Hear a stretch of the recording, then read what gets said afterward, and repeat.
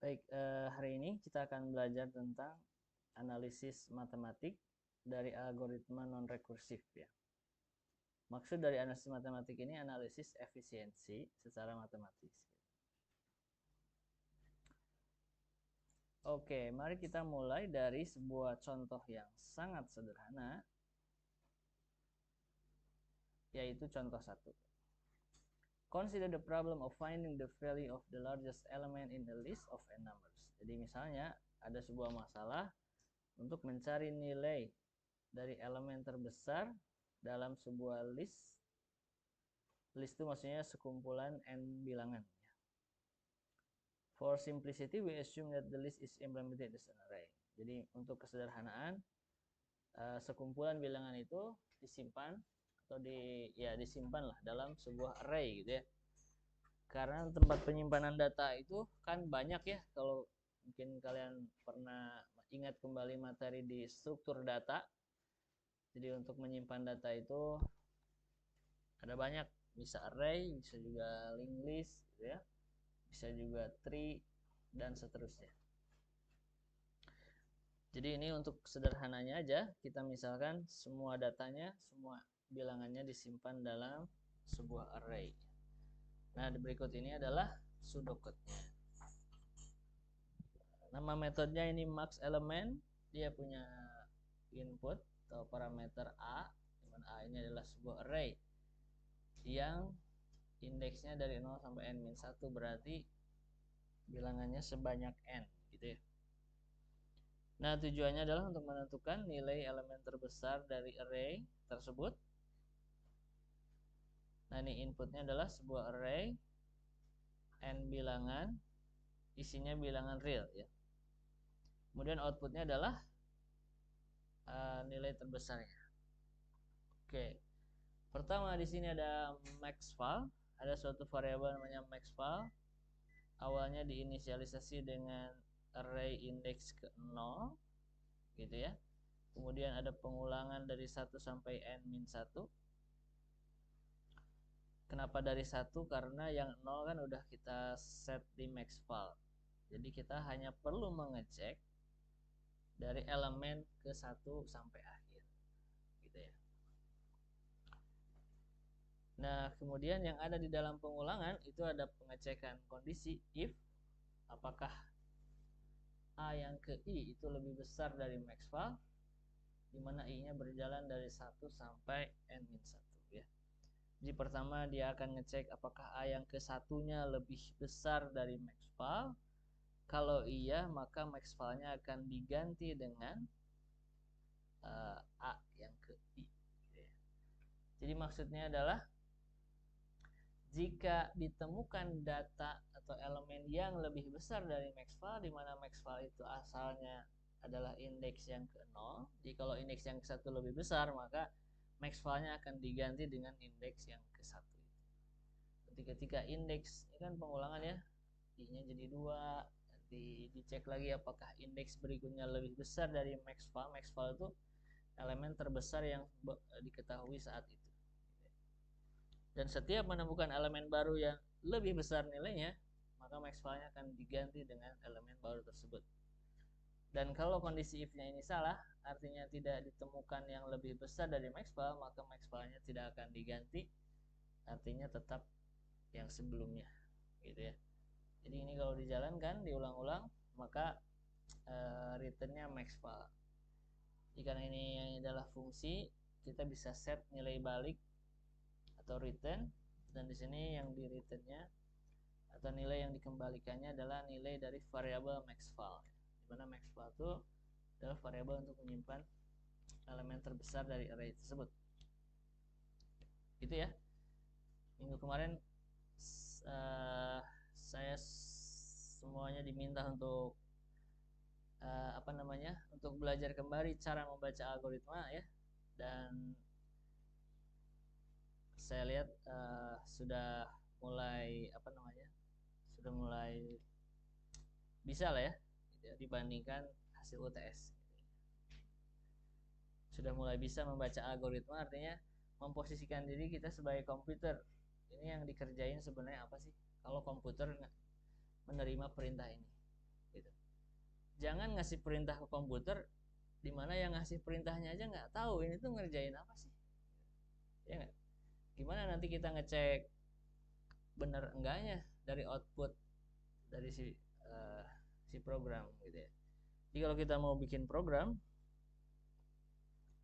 kemudian kita sudah menyusun algoritmanya, maka pastikan apa yang kita perintahkan komputer itu memang perintah yang benar. Karena komputer itu akan melakukan apa aja yang diperintahkan. Kalau perintahnya salah, ya outputnya juga salah. Sehingga ketika kita tidak bisa memposisikan diri sebagai komputer, maka komputer pun maksudnya output yang dihasilkan boleh jadi tidak sesuai dengan yang diharapkan. Jadi ini adalah satu skill yang perlu dikuasai. Sebenarnya dari sejak belajar dasar pemrograman ya, dasar pemrograman, struktur data. Tapi nggak apa-apa, kita review di kuliah ini. Nah, the obvious measure of input size here is the number of element. Jadi ukuran dari besarnya input di sini adalah n, gitu ya. Seberapa besar masalah yang akan diselesaikan itu bergantung pada nilai n, ya, bergantung pada ukuran dari array-nya, berapa banyak data yang mau diolah atau yang mau dicek. The operations that are going to be executed most often are in the algorithms for loop. Nah, mana sih operasi yang paling sering dilakukan dalam algoritma ini? Nah, di sini disebutkan most often are in the algorithms for loop. Jadi operasi yang paling sering dilakukan itu adalah berada dalam pengulangan ini. Kan ini yang diulang-ulang, ya kan? Berarti misalnya kayak gini, maxval sama dengan A0. Ini hanya dikerjakan satu kali, ya kan? Karena ini tidak menjadi bagian dari pengulangan, gitu ya. Sedangkan yang ada dalam for ini, yang posisinya menjorok, berarti itu dalam algoritma itu adalah aksi dari for, gitu ya. Maksudnya ini loh yang akan diulang-ulang. Ini yang menjorok berarti ini aksi dari if. Ini yang akan dilakukan ketika kondisi if-nya benar, gitu ya. Nah, jadi yang paling sering dilakukan itu adalah yang ada di dalam for. There are two operations in the loops body. Ada dua operasi katanya dalam pengulangan, ya. Yang pertama ada the comparison. Yang pertama ada proses membandingkan ini AI dengan maxval, ya. Yang di sini nih. Ini kan ada dalam pengulangan nih, pengecekan kondisi ini. Dan yang kedua adalah ini. Pemberian nilai maxval sama dengan AI. Ini kan yang ada di dalam pengulangan ini. Tapi di antara dua ini mana yang paling sering dilakukan? Yang mana? Iya. Yang pengecekan kondisi if, iya kan? Ini yang paling sering dilakukan. Benar nggak? Dalam pengulangan ini. Kenapa? Karena ini tidak selalu dilakukan, ya kan? Ini hanya dilakukan ketika kondisi if-nya ini benar, ya kan? Kalau dia salah, maka ini tidak akan dilakukan, iya kan? Nah, jadi ini loh yang paling sering dilakukan, gitu ya. Jadi which of these two operations should we consider basic? Maksudnya mana operasi ini yang kita sebut operasi dasar? Istilah operasi dasar itu menggambarkan operasi yang paling sering dilakukan. Since the comparison is executed on each repetition of the loop, jadi karena ini dilakukan dalam setiap pengulangan, ya. Jadi kalau ini pengulangannya sebanyak n-1 kali, ya kan? Dari 1 sampai n-1 itu kan n-1 kali, ya enggak? Maka ini juga proses pengecekan ini juga dilakukan sebanyak n-1 kali. Tapi kalau yang ini enggak tentu, tergantung pada datanya. Kalau datanya menaik dari yang terkecil ke yang terbesar, boleh jadi ini juga selalu dilakukan, ya kan? Tapi kalau datanya random, boleh jadi ini tidak selalu dilakukan, gitu ya.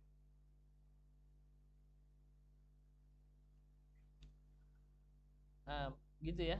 Bagaimana cara mengidentifikasi mana yang disebut dengan operasi dasar, ya?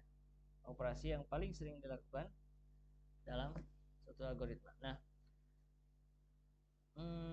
kita akan membuat, nah di sini diperkenalkan sebuah notasi C dalam kurung N, di mana C ini menunjukkan banyaknya operasi dasarnya itu dilakukan, dan dia merupakan suatu fungsi terhadap N, gitu ya. Jadi berapa banyak operasi dasar ini dilakukan, itu adalah suatu fungsi terhadap N. Maksudnya adalah tergantung dari banyaknya ukuran datanya, iya kan? Pokoknya dilakukan sebanyak N-1 kali, iya kan? Di sini. Nah, jadi algoritma ini dia akan melakukan proses perbandingan tadi itu dalam setiap pengulangan, di setiap eksekusi loop, gitu ya. Nah, ini dari 1 sampai N-1. Nah, oleh karena itu, kita bisa tuliskan operasi dasarnya itu sebagai sigma 1, di mana I-nya dari 1 sampai N-1. Tahu sigma ya? Sigma itu kan berarti proses penjumlahan ya.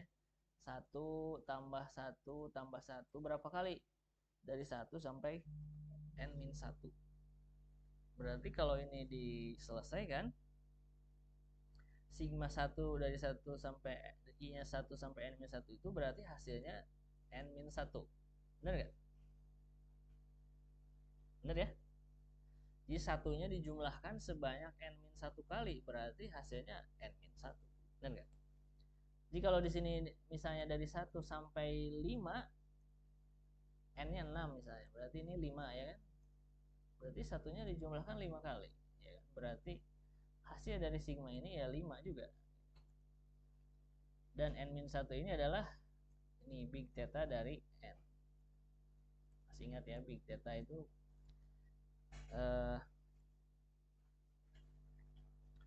ya lihat di materi sebelumnya. Oke. Here is a general plan to follow in analyzing non-recursive. Jadi ini adalah langkah-langkah nih. Berikut ini adalah langkah-langkah bagaimana menganalisis matematik dari algoritma non-recursive. Pertama, decide on a parameter indicating an input size. Tentukan parameter yang berhubungan dengan ukuran input, gitu ya. Apa maksudnya? Yang namanya parameter dari sebuah algoritma itu kan bisa banyak nanti. Misalnya ada A, ada array, kemudian ada juga K misalnya. Masih ingat nggak di algoritma yang UTS waktu itu? Dimana K itu adalah input atau suatu nilai yang akan kita cari di array itu ada berapa kali, ya kan? Ada berapa banyak, ya kan? K itu juga input, tapi K itu tidak ada ukuran N-nya. Maksudnya adalah itu juga parameter gitu, tapi yang dimaksud di langkah ini adalah apa parameter yang di dalamnya mengandung unsur input, ukuran input gitu. Maksudnya ya kayak di sini tuh kayak N-nya lah. Jadi yang bisa mempengaruhi berapa banyak operasi dasar itu dilakukan. Kalau K-nya diganti berapapun kan nggak masalah. Tapi kalau N-nya diganti-ganti itu akan mempengaruhi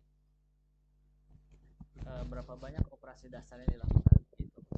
Kemudian yang kedua, identify the algorithm's basic operation. Jadi setelah kita tahu mana parameter yang menunjukkan ukuran input, yang kedua adalah identifikasi mana operasi dasarnya. Tadi sudah kita contohkan ya, bagaimana mengidentifikasi operasi dasar dari suatu algoritma, dan itu biasanya ada di dalam loop, di dalam pengulangan. Kalau di situ ada pengulangan di dalam pengulangan, biasanya algoritma operasi dasar itu berada pada the innermost loop. Jadi looping yang paling dalam. Jadi ada loop. Nah, semakin ke dalam berarti yang di paling dalam itu yang paling sering dilakukan. Gitu. Biasanya gitu. Kemudian check whether the number of times the basic operation is executed depends on the size of an input. Nah, kemudian cek apakah banyaknya operasi dasar itu dilakukan bergantung hanya pada ukuran input. Kayak tadi ya, Cn Jadi ketika kita melakukan mengidentifikasi berapa kali perbandingannya dilakukan dari 1 sampai n-1 gitu kan. Oke, berarti bergantung pada ukuran input ya. Di sini adalah n. Tapi di yang ketiga ini cek apakah selain ukuran input ada lagi faktor lain yang bisa mempengaruhi. Nah, if it also depends on some additional property, jika banyaknya operasi dasar yang dilakukan juga bergantung pada sifat-sifat yang lain, misalnya worst case ya, kondisi terburuk ya, pernah kita pelajari. Kemudian ada average case, and if necessary best case efficiency, dan jika diperlukan ada efisiensi kasus terbaik, have to be investigated separately. Maka kita harus menginvestigasi atau mengeceknya secara terpisah gitu ya. Nah, maksudnya gini, tidak semua algoritma itu ada kondisi gini, terbaik, kondisi terburuk, dan kondisi rata-rata. Contohnya yang ini, yang tadi. Apakah ada kondisi terbaik untuk mencari bilangan terbesar dari sekumpulan bilangan? Kan nggak ada, ya nggak? Nggak ada istilah kondisi terbaik, kondisi terburuk. Mau nggak mau, kalau ingin mengeceknya, kita harus bandingkan dengan semuanya. Iya kan? Berbeda hanya dengan waktu itu pernah kita singgung yang namanya sequential search, ya kan? Proses pencarian. Kita cek satu-satu, kita mau mencari satu bilangan dalam sekumpulan bilangan, kita cek satu-satu dengan elemen ke 0, sama enggak? Kalau sama, kan langsung selesai, berhenti, karena sudah ketemu. Itu kondisi terbaik, ya kan? Kondisi terburuk adalah ya ketika datanya tidak ditemukan atau datanya ditemukan di elemen terakhir. Itu berarti kondisi terbaik gitu. Kondisi terburuk, sorry. Kondisi terburuk. Nah, artinya apa? Artinya tidak semua algoritma punya sifat-sifat yang seperti itu. Jadi ada kondisi yang seperti ini di mana dia nggak punya kondisi terbaik terburuk. Pokoknya operasi dasarnya dilakukan hanya bergantung pada n. Tapi dalam algoritma lain seperti pencarian, itu ada kondisi terbaik dan terburuknya. Nanti kita, kalau nggak salah ada contohnya, nanti kita lihat. Dan kalau ada kondisi terbaik terburuk, maka kita harus mengeceknya secara terpisah. Maksudnya adalah kalau ini kan kita cuma punya CN aja satu ya. Nanti kalau ada kondisi terbaik itu ada C best, di sini ada C worst gitu ya, dan seterusnya. Kemudian yang keempat, set up sum expressing the number of times the algorithm's basic operation is executed. Jadi kita tuliskan sebuah sum, maksudnya bentuk sigma ya. Jadi nyatakan banyaknya operasi dasar itu dalam bentuk sigma. Gitu ya. Seperti yang ini ya, seperti contoh ini. Using standard formulas and rules of sum manipulation, either find a closest form formula for the convert. Intinya adalah kenapa kita perlu membuat atau menyatakan dalam bentuk sum, karena kita nanti ada sifat-sifat sigma yang bisa kita gunakan untuk menjabarkan apa sih hasil akhir dari sum ini. Nanti kita akan lihat di contoh berikutnya ya. Nah ini sebelum kita lanjutkan ke contoh berikutnya, katanya kamu mungkin akan bisa mengecek atau mereview Appendix A katanya, which contains a list of summation formula, yang berisi rumus-rumus dari sum yang sigma itu dan aturan-aturannya ya, that are often useful, yang seringkali berguna dalam analisis algoritma. Nah, in particular, we use especially frequently two basic rules of sum manipulation. Nah, ini yang paling sering dilakukan, yang sering kita pakai. Jadi di sini ada sum dari C kali AI. C-nya ini adalah konstanta, maka C-nya boleh kita keluarkan dari sum. Gitu ya. Jadi kita hanya fokus di sum AI. Nah, ini sifat-sifatnya. Kemudian kalau yang di sum itu adalah penjumlahan AI tambah BI atau pengurangan AI dikurangi BI, maka kita bisa pisahkan sigmanya. Sigma AI ditambah atau minus sigma BI. Ini adalah sifat-sifat dari sum. Dan ada banyak lagi contoh di ini nih, di appendix A ya. Di appendix A. Coba kita lihat. Nah,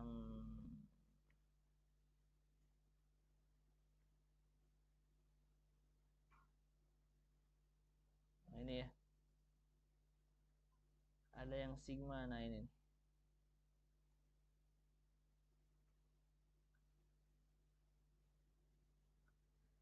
Nah, kalau sigma I, di mana I-nya L sampai U, berarti kita menjumlahkan 1, bukan sigma I, sigma 1 ya. Berarti kita menjumlahkan 1 sebanyak U min L ditambah 1 kali. Ini ada rumus-rumusnya nih. Sigma I, ada sigma I kuadrat, ada sigma I pangkat K, ada sigma A pangkat I, dan seterusnya. Ini mungkin diperlukan nanti dalam mendapatkan hasil akhir dari rumus CN. Ada juga ini tentang aturan-aturan yang bisa dipakai ya. Tadi yang nomor 1 dan 2 sudah kita bahas. Kemudian ada juga yang nomor 3. Lihat nih, sum dari AI, di mana I-nya dari L sampai U, kemudian ada suatu bilangan M, di mana M itu berada di antara L dan U, maka kita bisa split jadi 2 sigma, di mana sigma yang pertama dari L sampai M, sigma yang kedua dari M plus 1 sampai U, yang isinya sama aja. Gitu. Karena M itu adalah suatu bilangan di antara L dan U. Sudah yang keempat, nah ini juga kalau ini pengurangan ya. Oke, nanti kita akan kembali ke appendix ini, barangkali diperlukan pada analisis contoh berikutnya. Sekarang kita lanjutkan lagi ke materi tadi.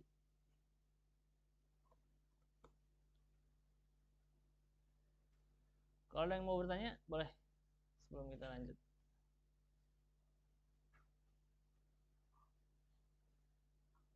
Boleh?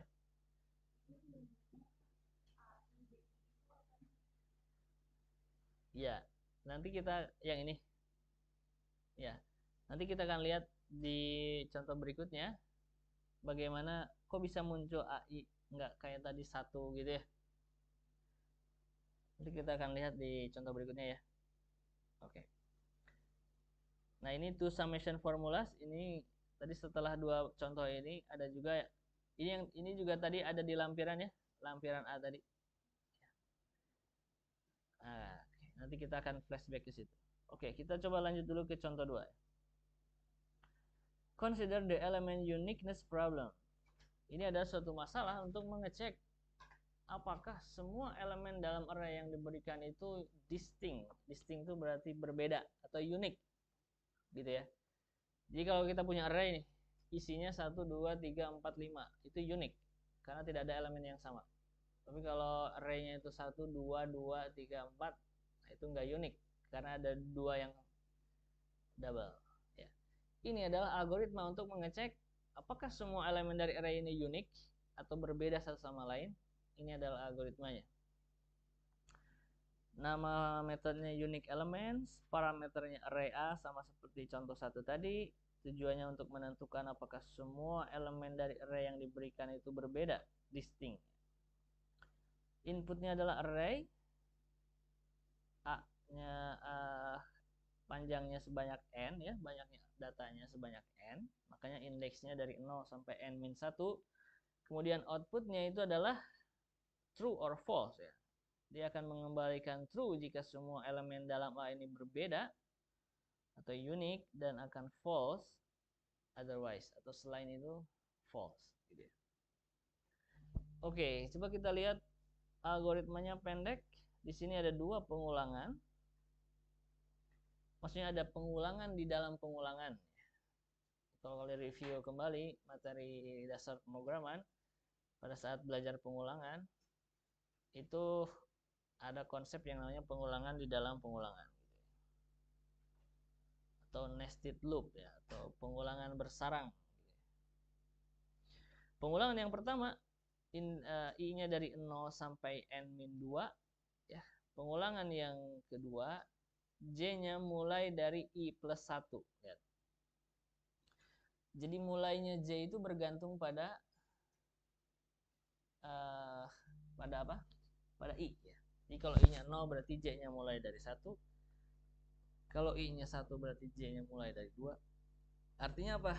Indeks ke J itu satu step di depan lah mulainya. Gitu kan ya. Kalau I-nya 1, J-nya dari 2, I-nya 2, J-nya dari 3 gitu ya. Jadi satu step di depannya. Dan akhir pengulangannya juga sama nih. Kalau ini kan sampai N-1. N-1 kan satu step di belakang di depan dari N-2 ya kan. Jadi kalau ini pengulangannya sampai indeks yang paling akhir, kan indeksnya sampai N-1 nih. Kalau ini sampai N-2 berarti sampai 2 terakhir ya.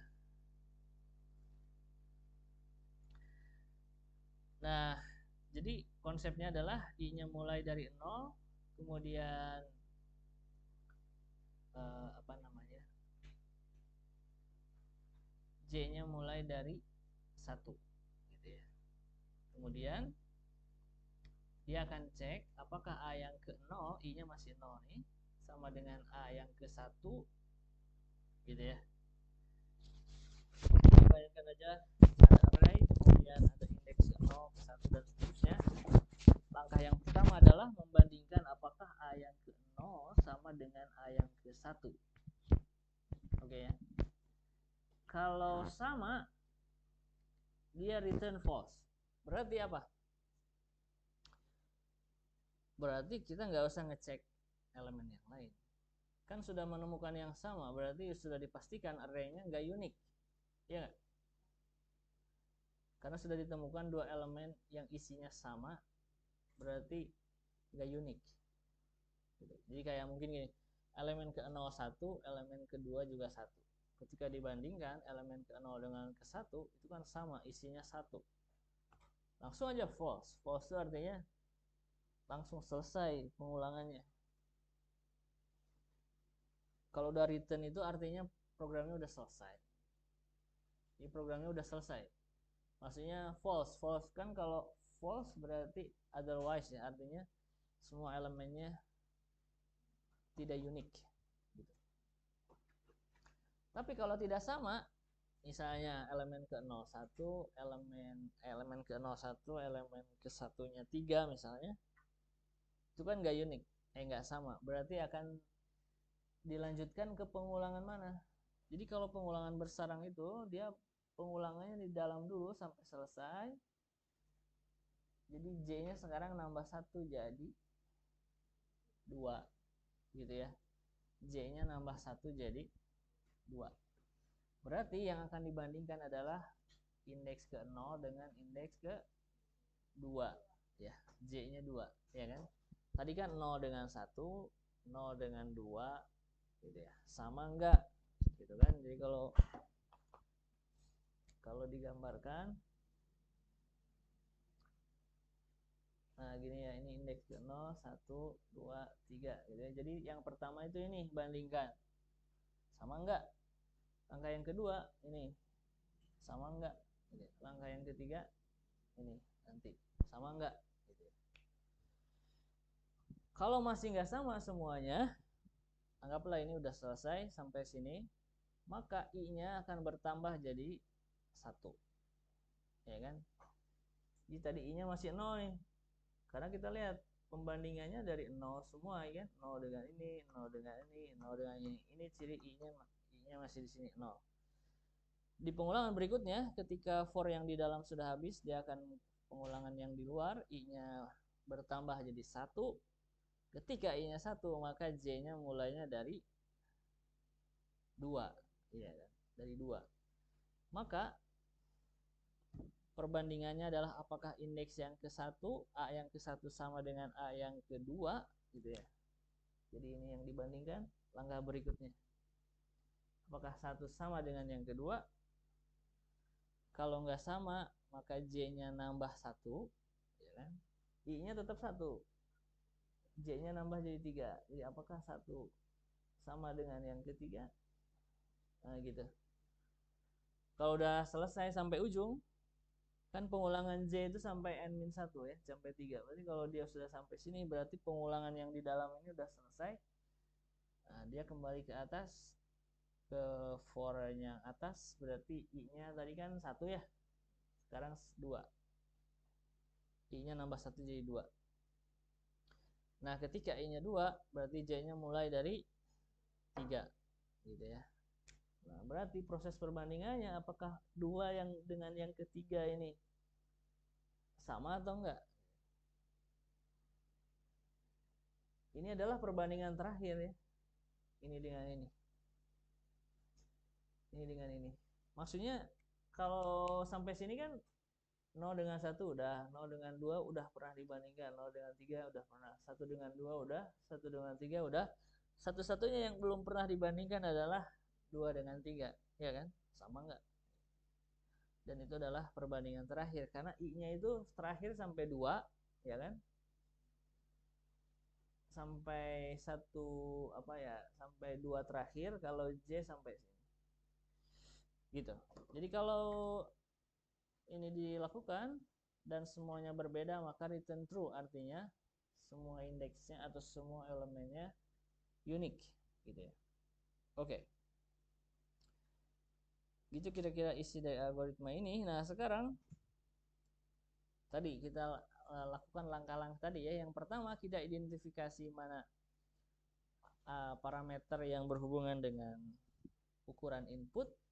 Berarti di sini A ya, karena di sini bergantung pada N ya. N ini adalah ukuran dari array-nya gitu ya. Since the innermost loop contains a single operation, karena loop yang paling dalam itu hanya berisi single operation, kan gini tadi konsepnya. Langkah yang kedua itu kan identifikasi mana operasi dasarnya. Operasi dasar itu adalah operasi yang paling sering dilakukan, ya kan? Dan itu biasanya berada pada pengulangan yang paling dalam gitu ya. Jadi ini pengulangan, ini yang paling dalam itu ini, dan di dalam pengulangan yang paling dalam itu adalah hanya ini yang satu-satunya operasi gitu kan. Berarti tidak usah ragu lagi bahwa pengecekan kondisi if ini adalah operasi dasarnya gitu ya. Kan beda kayak tadi ya. Kalau tadi kan ada 2 pilihan tuh. Mana yang paling sering dilakukan? Itu adalah kondisi if dibandingkan dengan aksi dari if-nya ya, yang tadi yang contoh 1. Jadi kalau di sini kan nggak ada pilihan lain. Memang hanya ada satu operasi yang ada di dalam pengulangan yang paling dalam. Note, however,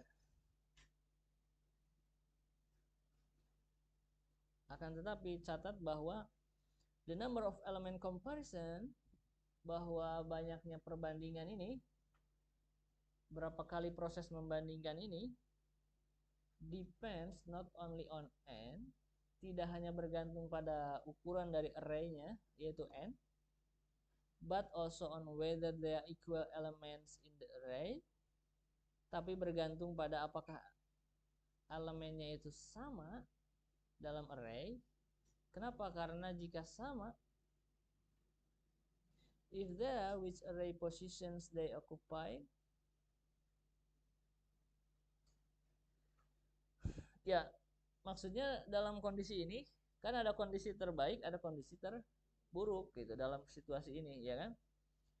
Jadi algoritma ini berjalan tidak selalu sama gitu banyaknya operasi dasar dilakukannya.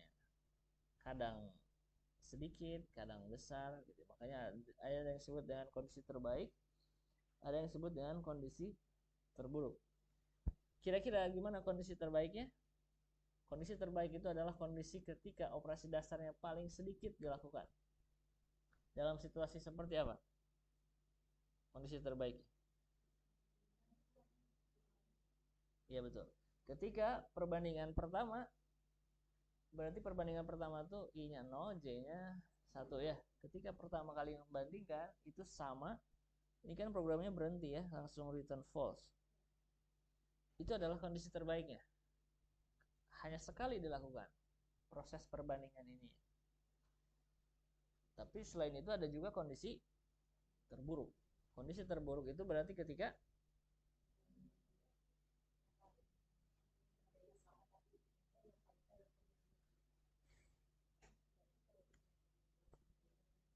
Oke. Terus kondisi lain selain itu? Ya, berarti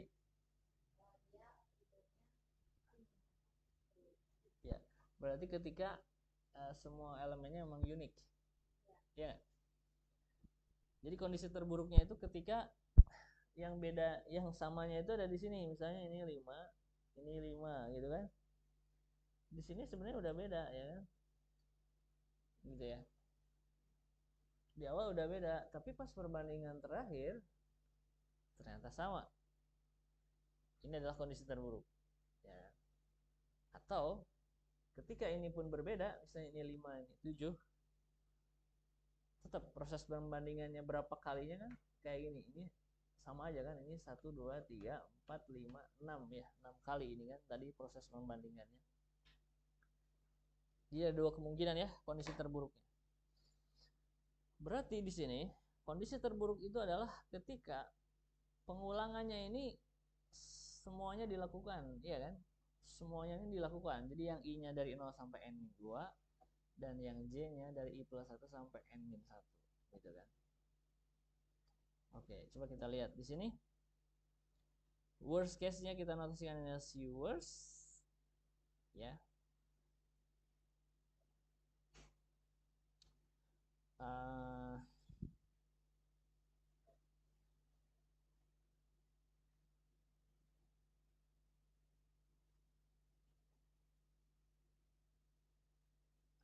Bentar. Ada dua jenis kondisi terburuk ya. Tadi udah dibahas ya kondisi terburuk. Ada dua.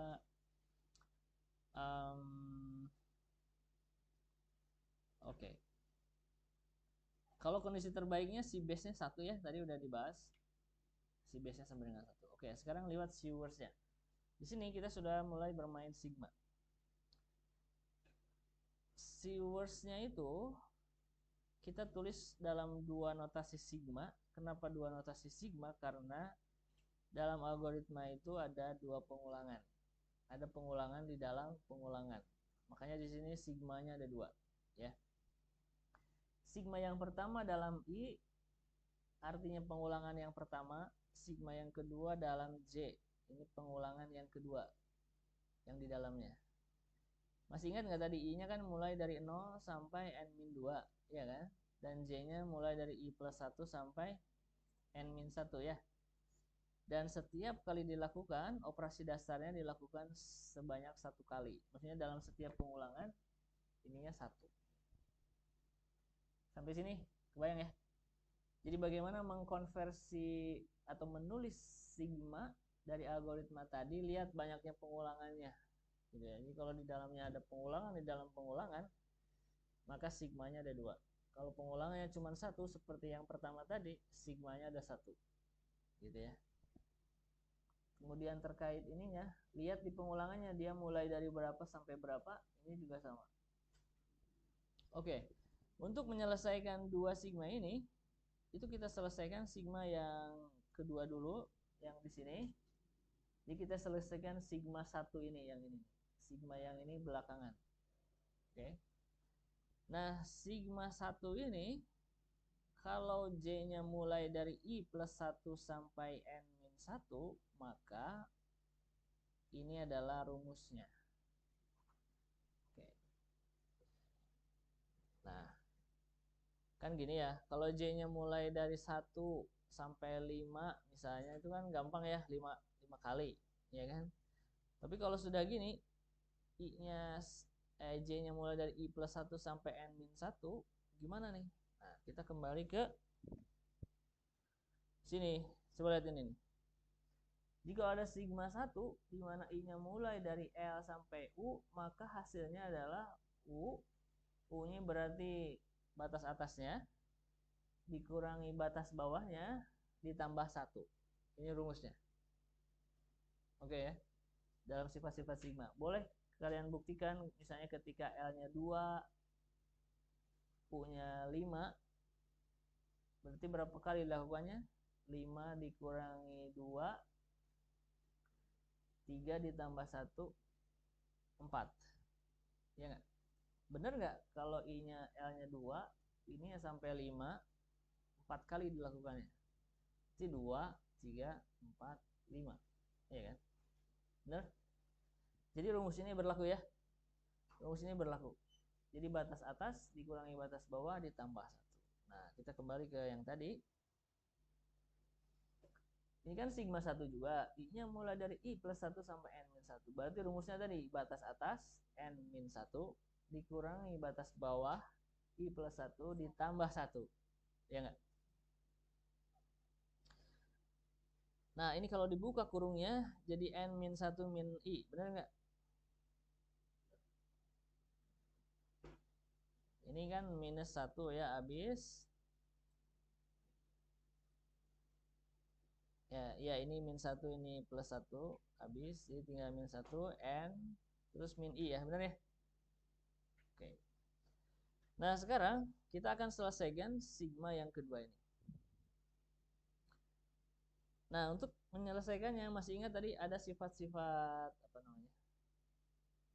Sifat-sifat sigma. Kalau penjumlahan atau pengurangan kita bisa pecah sigmanya, ya kan? Jadi di sini kita pecah yang mengandung unsur I dengan yang tidak, gitu ya. Jadi yang N-1 ini kita pecah dalam satu sigma, kemudian dikurangi sigma I. Paham sampai sini? Sampai sini paham ya? Jadi ini yang N-1 min I, sekali lagi dipecah dengan cara yang mengandung I dengan yang tidak ada I-nya dipecah. Kenapa I? Karena sigmanya kan dari dalam I ini. Ininya dalam I. Jadi kita pisah mana yang I, mana yang bukan. Jadi N-1 ini dari jadiin satu sigma. Kemudian yang I dipecah. Oke. Sekarang kita selesaikan yang ini dulu. Yang ini bisa ditulis jadi gini. Nanti nggak kenapa jadi gini?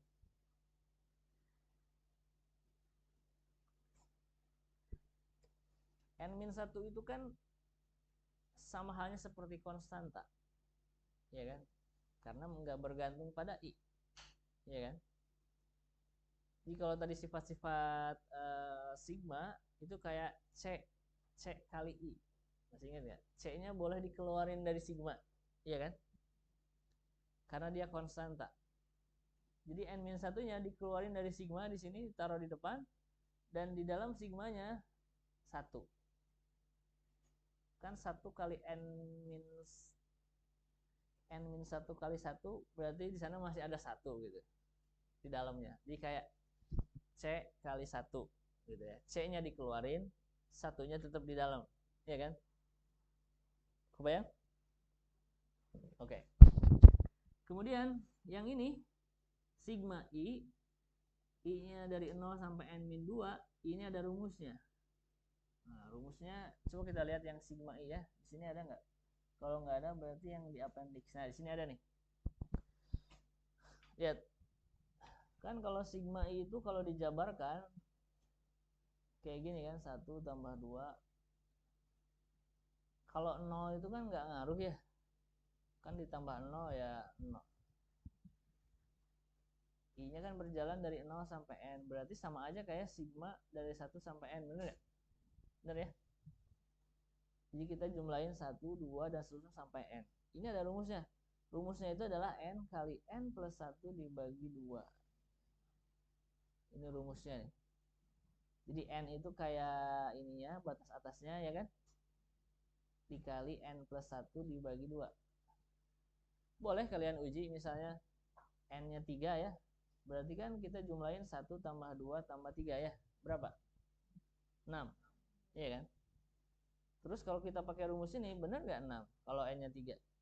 3 kali 4, 12 dibagi 2, 6. Benar ya? Jadi ini adalah rumusnya. Oke, sekarang kita kembali ke yang tadi. Nah, ini ada sigma I. Ini dari 0 sampai N-2. Berarti sama aja kayak I-nya dari 1 sampai N-2. Ya kan? Masih ingat rumusnya tadi? Batas atasnya N-2 dikali N plus 1 kalau tadi ya. berarti yang n-2 nya ditambah 1 jadi n-1, iya nggak? Dibagi 2. Ngerti nggak?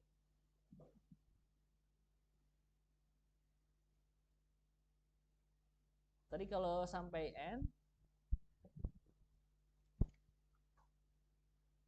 spidolnya.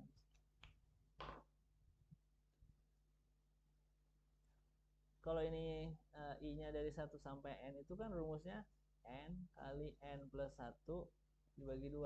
N ini sini. Yang ininya n plus 1.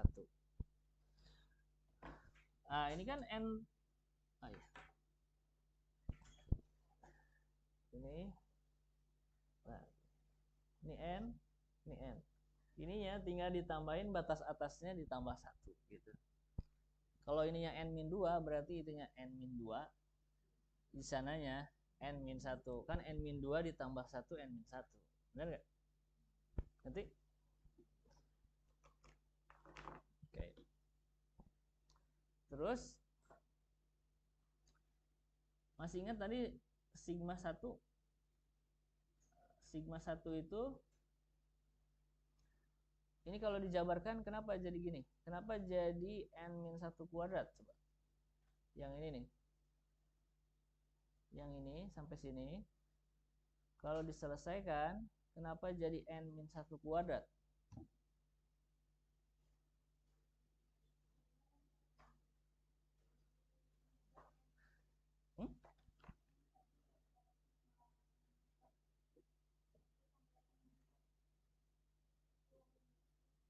Dikeluarin C-nya. Oke. Atau kita kembali ke yang tadi. Ini kan sigma 1 juga yang tadi ini. Masih ingat rumusnya? Batas atas dikurangi batas bawah ditambah 1. Benar nggak? Tadi rumusnya. Kalau sigma 1. Ini kan batas atasnya n-2. N-2 berarti dikurangi 0 ditambah 1. Berapa hasilnya? N-1. N-1 kali N-1 yang ini jadi N-1 kuadrat. Benar?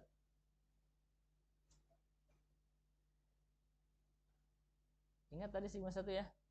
Batas atas dikurangi batas bawah tambah 1. Sorry, bukan yang itu, ini. Nah, kita selesaikan yang ini kan, tadi kan sigma 1 nih. Batas atas n-1 dikurangi i plus 1 sebagai batas bawahnya ditambah 1, iya kan? Ini juga sama nih. Ini kan sigma 1. Batas atasnya n-2 dikurangi 0.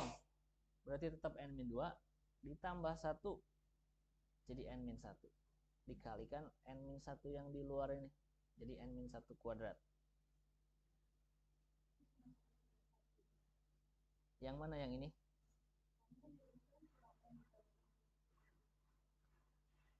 Rumusnya yang mana? Oh, kalau ini sigma i. Kalau ini sigma 1. Ini 1 ini.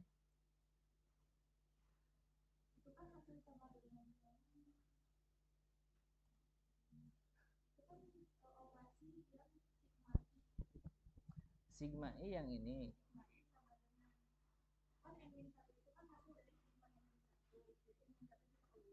Ini. Yang ini.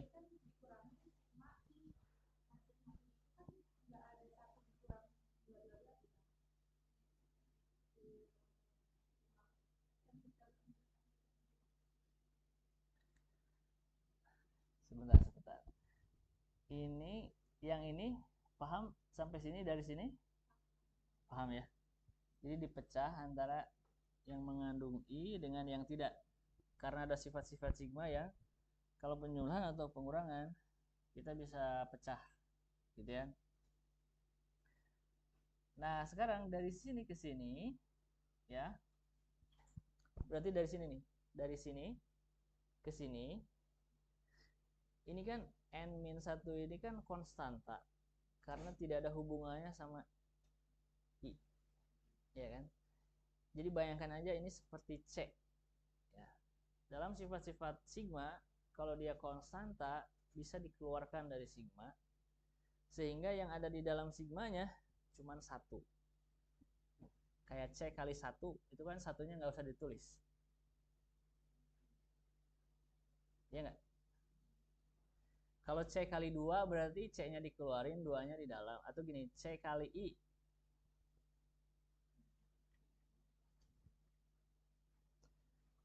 Ini nih, kalau C kali AI, maka C-nya dikeluarin, AI-nya tetap di dalam. Iya kan? Kalau di sininya C aja, C-nya dikeluarin, yang di dalam 1. Ya nggak? Kan C kali 1 itu C.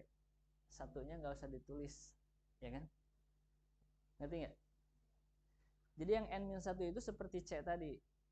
Si C-nya dikeluarkan dari sigma, yang di dalamnya jadi apa? Jadi 1. Kenapa jadi 1? Karena ada sifat-sifat sigma, yang sigma 1, ada juga yang sigma I, ya kan?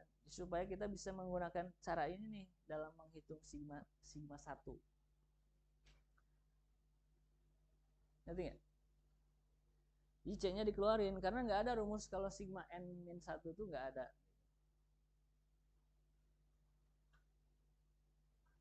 Jadi N-1-nya dikeluarkan dari sigma, yang di dalamnya jadi sigma 1, karena C kali 1.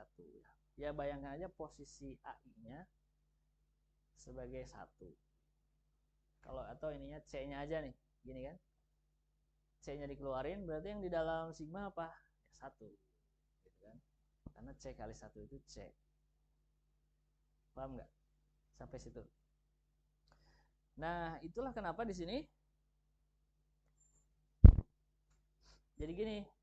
Ngerti ya?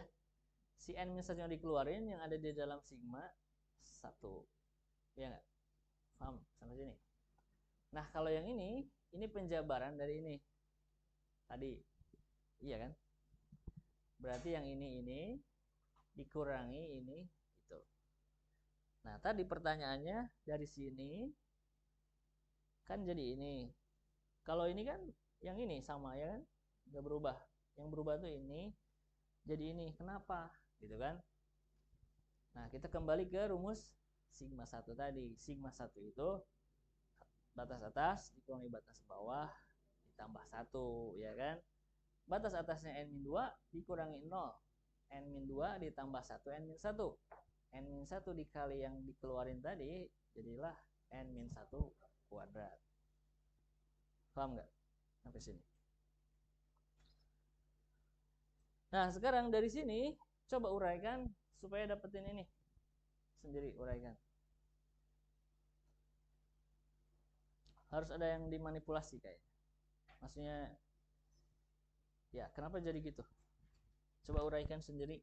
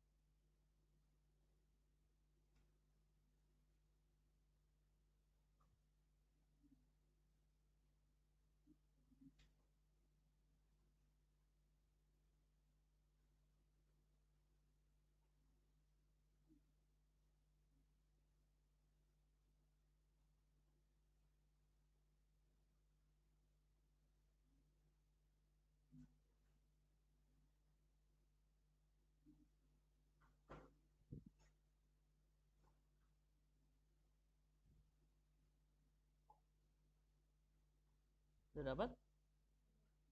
Sama ya?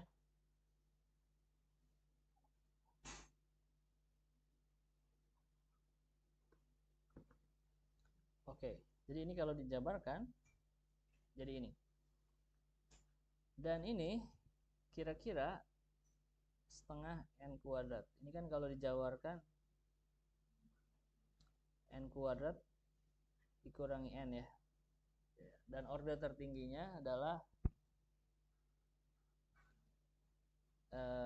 n kuadrat.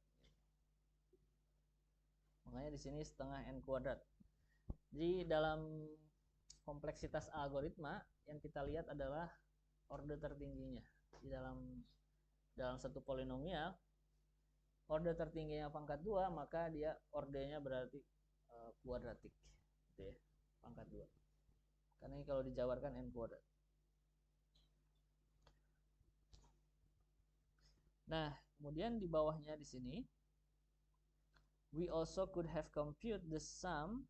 Nah, kita juga bisa menghitung sum ini lebih cepat ya, dibandingkan dengan yang tadi sudah kita lakukan.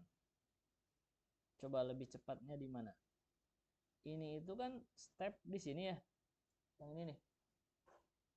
Jadi ketika kita menghitung ini, kalau ini kan agak panjang ya, iya kan? Nah, ada cara yang lebih cepat katanya. Jadi ini sama dengan ini nih. Bener nggak? Ini mah kayaknya tinggal dimasukin ya. Coba kalau i-nya 0, ini kan n-nya 1 ya. Kalau i-nya 1, n-2. Kalau i-nya dan seterusnya sampai n-nya min 2, i-nya min 2, n min 2. Kalau i-nya ini diganti dengan n min 2, berarti hasilnya jadi 1, benar nggak? Coba kalau i-nya diganti dengan n min 2, berarti kan minus ini kali n, minus n, terus minusnya kali minus 2, jadi plus 2 ya. Min 1 ditambah 2 hasilnya 1, gitu ya. Jadi kalau ini diekspansi itu jadi gini. Dan ini itu kan sama saja kayak sigma i-nya dari 1 sampai n-1, benar nggak? Ini nih, penjabaran ini itu, ini kan 1 tambah 2 tambah 3 dan seterusnya tambah n-2 sampai tambah n-1, ya nggak? Atau kalau ini bergeraknya mundur gitu dari n-1 sampai 1. Itu kan sama kayak sigma i, di mana i-nya mulai dari 1 sampai n-1, ya nggak kalau dijabarkan. Dan sigma i itu tadi ada rumusnya, ya kan? Rumusnya itu yang batas atasnya n-1 dikali n batas atas ditambah 1, ya nggak? Berarti jadi n ya. n-1 tambah 1 dan dibagi 2. Ini kan sama kayak yang ini, ya kan? Yang tadi kita hitung. Jadi ini yang dimaksud dengan lebih cepat. Jadi dengan cara masukin aja katanya i-nya ke sini. Tapi ya tentu ini ya ini pengenalan aja, diperkenalkan dulu yang panjangnya. Tapi kalau kalian bisa lebih cerdas melihatnya, maksudnya lebih ya mungkin jam terbang juga gitu ya.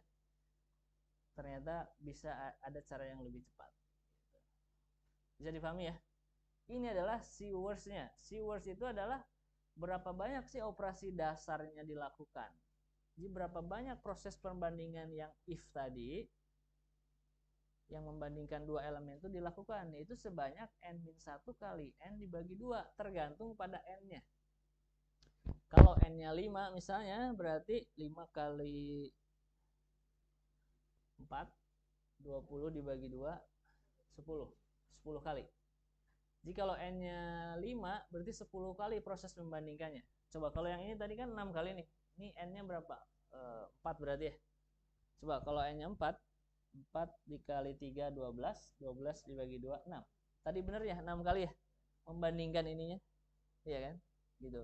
Jadi berapa banyak operasi dasar yang dilakukan, yaitu proses membanding-bandingkan tadi, itu rumusnya ini, N-1 kali N dibagi 2. Ini adalah Sewers-nya, ketika semua pengulangan itu dilakukan. Bisa dipahami? Oke.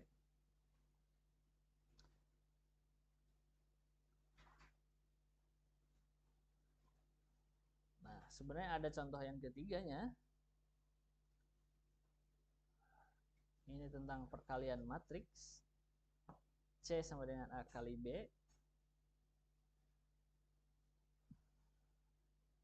Ini dalam aljabar ya. Ini algoritmanya.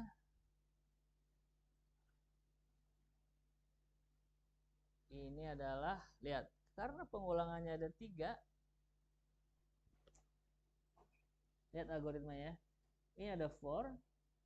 Di dalam for ada for. Ya, pengulangan. Di dalam pengulangan ini ada pengulangan lagi. Ya kan? Ada 3. Dan yang namanya perkalian matriks nggak ada kondisi terbaik terburuk, ya kan? Benar nggak?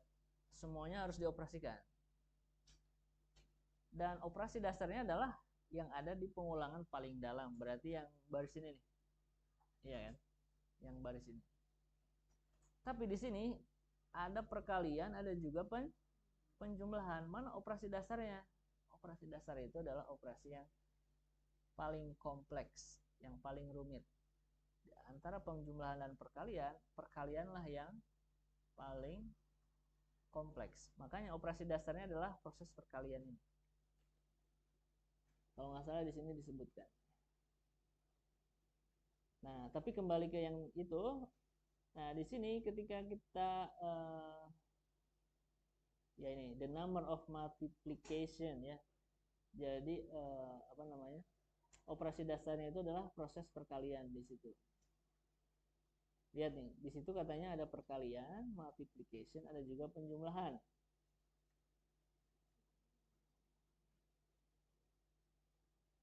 Tapi katanya we do not have to choose between them. Kita nggak harus memilih sebenarnya mana yang paling sering dilakukan, karena itu dalam satu baris ya. Perkalian dilakukan, penjumlahannya juga pasti dilakukan, ya kan? Ini kan dalam satu baris ini. Ini kan nggak ada istilah perkalian lebih sering dilakukan daripada penjumlahan, ya kan? Cuman di sini hanya menyampaikan bahwa di dalam proses itu ada perkalian, ada juga proses penjumlahan. Dan sebenarnya kita tidak harus ini, we do not have to choose between them. Jadi kita nggak harus memilih mana operasi dasar antara perkalian dan penjumlahan. Jadi kita sebut aja itu sekali. Dan tadi ya, karena pengulangannya ada 3, ya di sini sigmanya juga ada 3.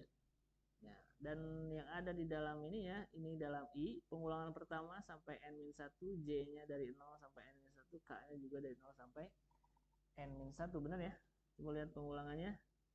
I-nya dari 0 sampai N-1, J-nya dari 0 sampai N-1, K-nya juga sama dari 0 sampai N-1, dan itu akan menentukan sigmanya. Ini tinggal diselesaikan. Kalau mau diselesaikan satu-satu ya, sigma ini dulu, terus nanti hasilnya di sigma ini, hasilnya di sigma ini. Nah, ketika kita nyelesain sigma yang dalam, hasilnya N, diselesaikan sigma yang kedua jadi N kuadrat, dan diselesaikan sigma yang ketiga jadi N pangkat 3.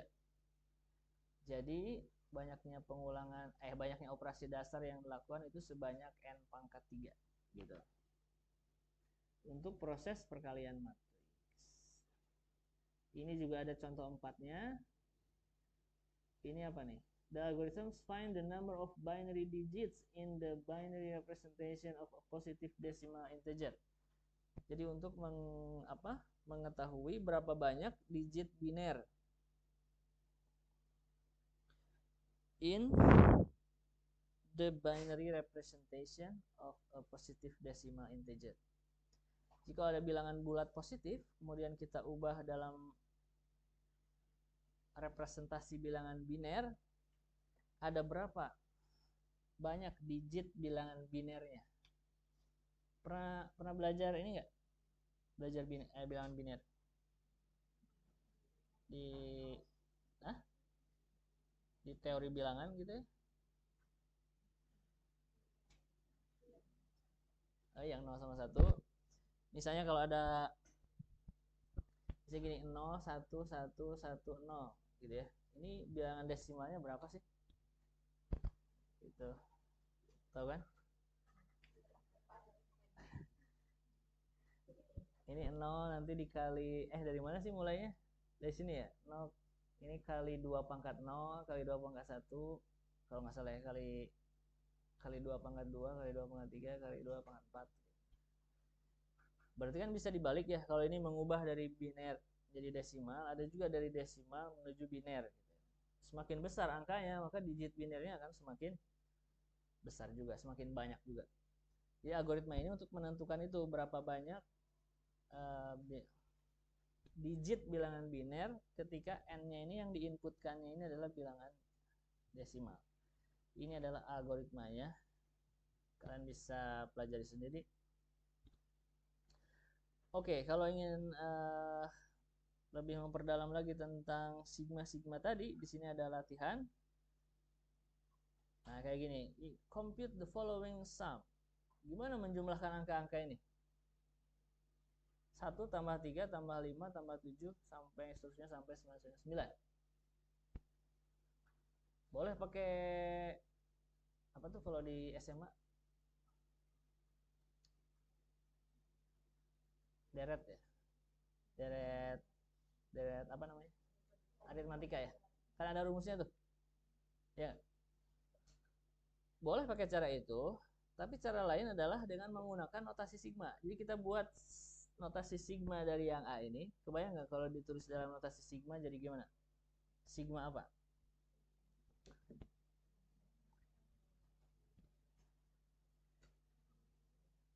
Sigma apa?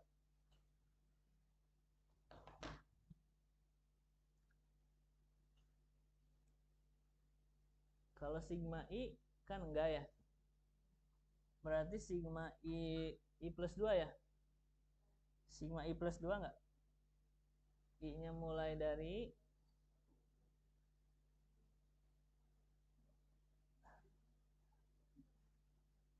kalau dari 1 jadi 3 dulu ya kan. Kalau dari 0 mulai dari 2. Dari min 1 ya. Iya enggak?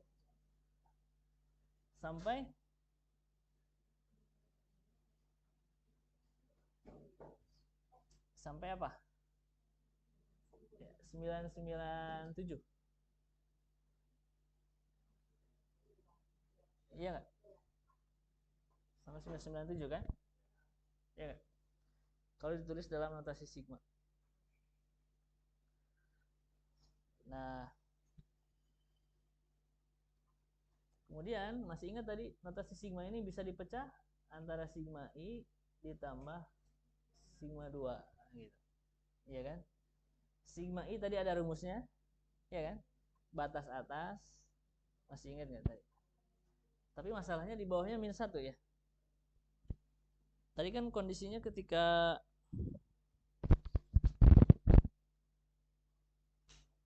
yang sigma I itu rumusnya ketika bawahnya 1 ya. Iya nggak sih? Ya, atau ada cara lain?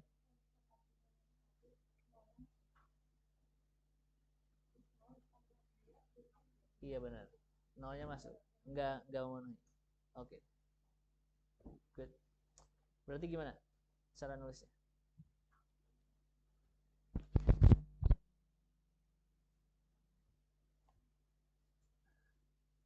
Gimana cara nulisnya?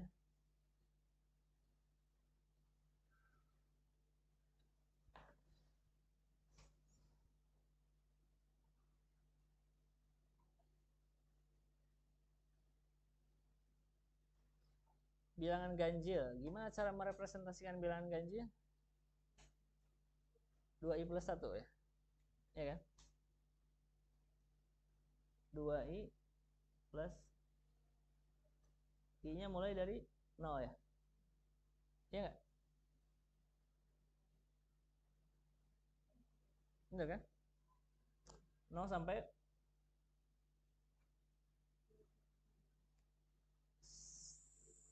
Bener. Kalau 997 kalau dikali 2 besar kan? Ini kan 1000 dibagi 2 berapa? 500. 499? Enggak. Hah?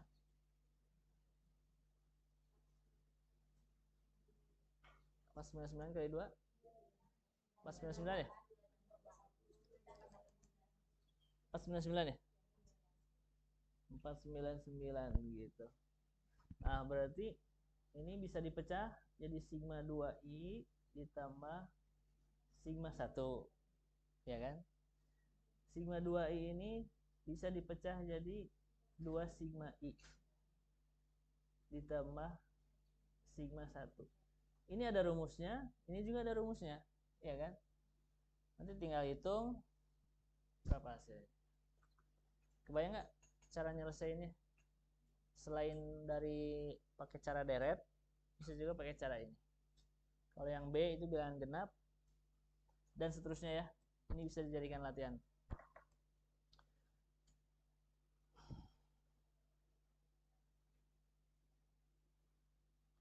Ini juga ada algoritmanya. Lihat di sini. What does this algorithm compute? Ini algoritma apa sih? Ini algoritma misteri ini ya. Apa basic operationnya? Apa operasi dasarnya? Berapa kali operasi dasar ini dilakukan? Berarti hit CN-nya ya dalam notasi sigma itu seperti apa? Ini sigmanya 1 berarti kan karena pengulangannya 1, ya kan? Kemudian what is the efficiency class of this algorithm? Ini kelas efisiensinya apa? Kalau tadi big theta ya. N kuadrat kah atau N pangkat 3? Kemudian suggest an improvement or a better algorithm altogether. Coba pikirkan improve dari algoritma ini. Tadi kan kita udah tahu nih, ini algoritma buat apa. Apakah algoritma ini efektif? Apakah ada cara lain yang lebih baik? Bagaimana cara mengimprove-nya? If you can do it, if you cannot do it, try to prove that. Jika kamu nggak bisa mengimprove-nya, buktinya apa? Buktikan. Buktikan bahwa ini nggak bisa diimprove. Nah, kan udah belajar tuh cara menjalankan algoritma ya. Jadi amati aja. Nanti ini kalau N-nya sekian, ini S-nya berapa gitu kan. Kalau N-nya segini, S-nya berapa. Oh, ini tuh untuk menghitung apa sih? Ini juga ada algoritma secret. Ini sebenarnya kemarin udah ada ya. Di yang UTS ini. Masih ingat yang cari XY terus max var dikurangi min vol ya. Ingat. Nah.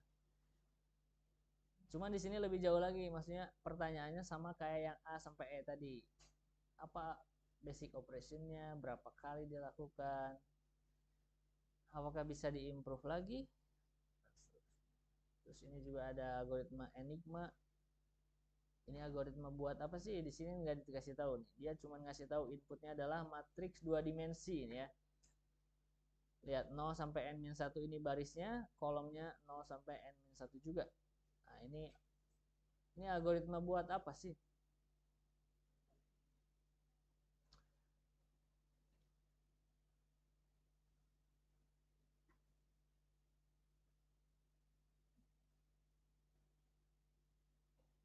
Calculate the total sum of the tables numbers in your head. Hitung berapa apa ini? Jumlah bilangan yang ada dalam tabel kalau polanya kayak gini. Kebayang nggak ini 1 2 3 sampai 10, 2 3 sampai 11, 3 4 dan seterusnya. Ya kan? Ini kalau dijumlahkan semua angka yang ada di sini berapa? Ya, boleh manual, boleh juga pakai cara sigma tadi. Ya kan? Pakai cara sigma tadi. Ya. Ini berarti sum i-nya dari 1 sampai 10. Ini sum i-nya dari 2 sampai 11 misalnya gitu. Dan seterusnya. Atau bisa nggak dinyatakan dalam 2 sum, 2 sigma? Ini kan sigma di dalam sigma juga. Bisa ya? Ya nggak? Benar? Ada sigma di dalam sigma. Gimana cara menyatakan ini. Ini juga ada algoritma lain. Ini algoritma buat apa? Nah tadi ya, kalau ingin sambil mengasah, coba kerjakan, maksudnya coba nanti pikirkan ini algoritma buat apa. Apalagi ya. Oke, nah berikutnya itu ada analisis matematik untuk algoritma rekursif. Tapi kita akan lanjutkan minggu depan untuk algoritma ini. Sampai sini dulu, ada pertanyaan?